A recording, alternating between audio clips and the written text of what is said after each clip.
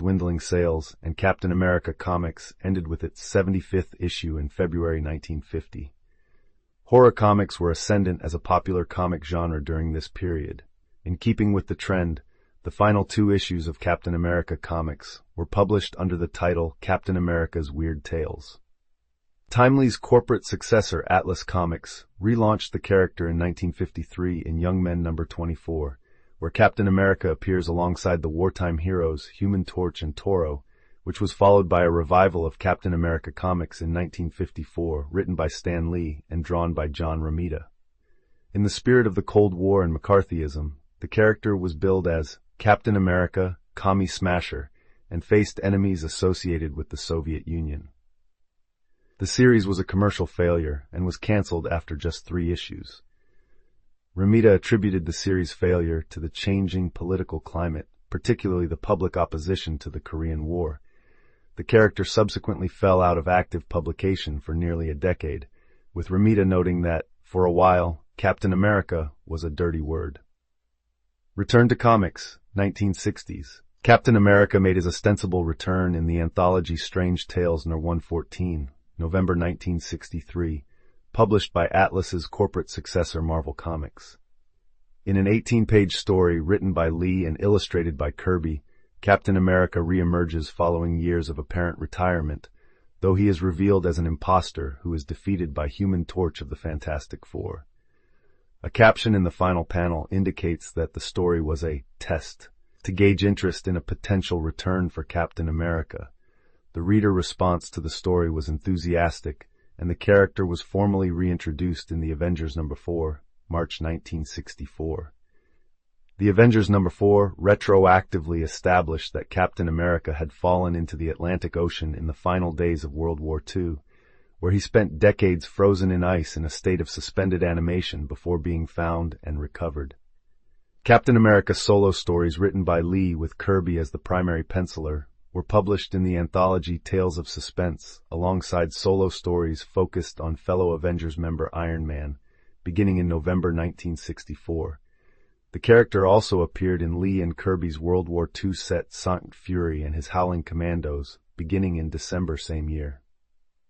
These runs introduced and retroactively established several new companions of Captain America, including Nick Fury, Peggy Carter, and Sharon Carter.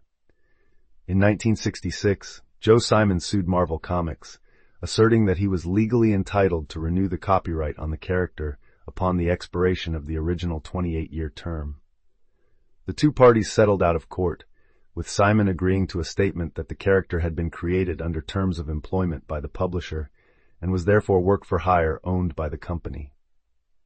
Captain America's self-titled ongoing series was relaunched in April 1968, with Lee as writer and Kirby as penciler. Kirby later departed the series and was replaced by Gene Colan. In 1969, writer and artist Jim Steranko authored a 3-issue run of Captain America. Despite the brevity of Steranko's time on the series, his contributions significantly influenced how Captain America was represented in post-war comics, re-establishing the character's secret identity and introducing a more experimental art style to the series.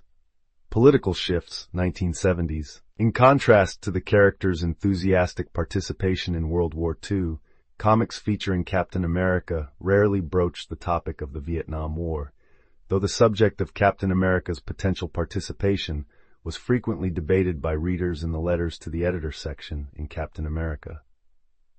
Marvel maintained a position of neutrality on Vietnam. In 1971, Stan Lee wrote in an editorial that a poll indicated that a majority of readers did not want Captain America to be involved in Vietnam, adding that he believed the character simply doesn't lend himself to the John Wayne-type character he once was, and that he could not see any of our characters taking on a role of super-patriotism in the world as it is today.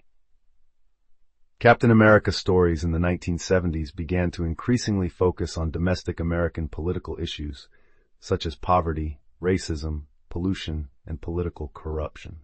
Captain America No. 117, September 1969, introduced the Falcon as the first African-American superhero in mainstream comic books and who would become Captain America's partner. The series was cover-titled as Captain America and the Falcon beginning February 1971, which it would maintain for the next 7.5 years.